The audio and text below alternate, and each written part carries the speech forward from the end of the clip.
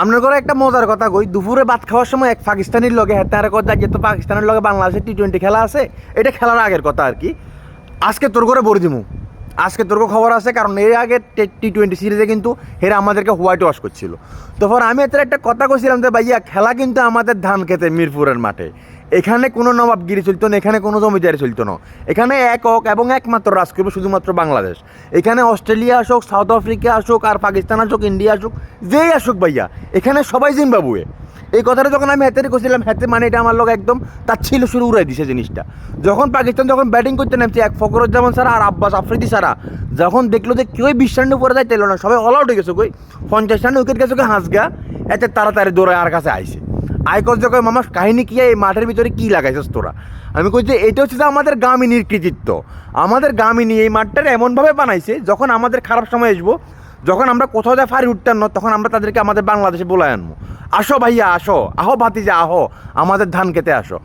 এরপরে যখন বাংলাদেশ ব্যাটিং করতে নামছে হাতে, কিন্তু তখন আমার সাথে কনফিডেন্স যে তারা জিতে যাবে আজকে, যেহেতু মাঠ তো আর খালি পাকিস্তানের লাই এরকম না, বাংলাদেশের লাই এরকম।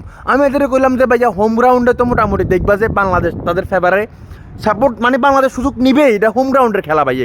এখানে বাংলাদেশ কারোর খায় না, এখানে যত বড় দলই আসুক ভাই, এখানে বাংলাদেশ চ্যাম্পিয়ন, এখানে বাংলাদেশই সব। এই কারণে তো আন্ডা কই বিশ্বকাপ যাতে আমাদের মিরপুরে হয়, মিরপুরে হইলে তো এই বিশ্বকাপ এটা আন্ডা, এই বিশ্বকাপ আটকাবের তো সুযোগ আর কারণেই। এরপরে হ্যাতে যখন দেখলো যে বাংলাদেশ ব্যাটিং করতে না, আমি মোটামুটি 0 রানে আমাদের মানে প্রথমে উইকেট একটা চলে গেলো, আমাদের তানজিদ তামিম গেল কই, লিটন দাস গেল কই, হাতে কজ্জা কয় এই তো শুরু, এবার তোদেরও চলে যাবো। যখন ইমনে এই যে হাত খুলি মাই শুরু করলো ভাই, হাতের আর আমি তোয়াই পাই না, হাতের আর আমি তোয়াই পাই না, হাতের আমি এখন পর্যন্ত পাইলাম না যে হাতে কই, হাতের আজ জিজ্ঞাসাম করতুরা যে ম্যাচের কী অবস্থা।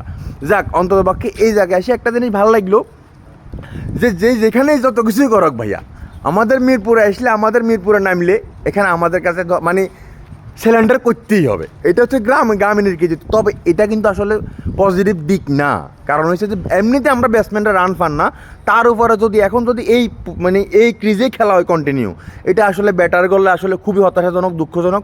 আমার কাছে মনে হয় যে এটা একটা আতঙ্ক এক প্রকার। কারণ যেখানে ক্রিজের টিকি থাকতে ব্যাটার ফোকাস দিয়ে রস বাইরে যার কই, ওইখানে ব্যাটাররা রান বাইর করবে চিন্তা তো করতেই পারেন না। আর আরেকটা কথা হলো যে ভাইয়া, একটা জিনিস বুঝলাম না, তানজিদ তামিম আর ইমনে কি ফারবাজ হোসেন ইমনে কি চুক্তি করছে নাকি ভাইয়া? যেদিন তানজিদ তামিমে দেখি রান করে, সেদিন পারভেজ ইমনে রান করতে পারে না, যেদিন পারভেজ ইমনে রান করে সেদিন তানজিদ তামিমে রান করতে পারে না। লাস্টের এই যে মানে এই যে লাস্ট আজকের ম্যাচের আগের ম্যাচটা শ্রীলঙ্কার সাথে যে আমরা জিতি, আমরা যে টি-20 সিরিজ জিতলাম, ওইখানে তানজিদ তামিমে করলো 76 রান, হ্যাঁ অপরাজিত থাকি, ম্যাচ জিতাইলো সে। আজকে আবার পারভেজ ইমনে অপরাজিত থাকি ম্যাচ জিতাইলো, যদিও জাকির আলী সাইড মানে ম্যাচ জিতেছে, কিন্তু সে তো ক্রিজে ছিল। মানে এগুলো কি মতো চুক্তি করলো নি ভাই, কোনো বুঝলাম না। তবে যতই হোক আমরা খুব ভালো দুটো ওপেনার আমরা পাইতে যেতেছি। বিসিবি যদি এদেরকে যদি পর্যবেক্ষণে রাখে, এদেরকে নিয়ে যদি গবেষণা করে, বা এদেরকে নিয়ে যদি খেলায়, এদেরকে নিয়ে যদি সুস্থ মাথায় চিন্তা করে, কোনো রকম কোনো রাজনৈতিক শিকার না হয়, এরা হয়তো বা খুব ভালো দুটো ওপেনার আমরা পাবো, যারা নির্ভয়ে হাত খুলি খেলে। যেখানে আজ যা ক্রিজের ভিত্তে দাঁড়ায় থাকতে বেগুনের হোকার রস বাইরে গেছে কই, ওইখানে পারবে জীবন আছে কয়টা ছক্কা মারছে দেখছো নি? 6টা ছক্কা মারছে। ছক্কাগুলো মারছে তো দেখছো নি কেন মারছে? মনে হচ্ছে ফ্রি স্টাইলে খেলেন, ফ্রি স্টাইল। যাক ভালো লাগছে, বাংলাদেশের প্রথম ম্যাচ মানে জিতে গেল আজকে।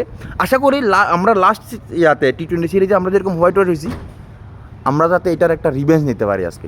গরমে হলে সমস্যা কি, ডাকি আনি ভরে দিব, 71 সালে একবার বলছি, আর যা আরেকবার বলবো, কোনো কথা নেই, লাগা বড়া।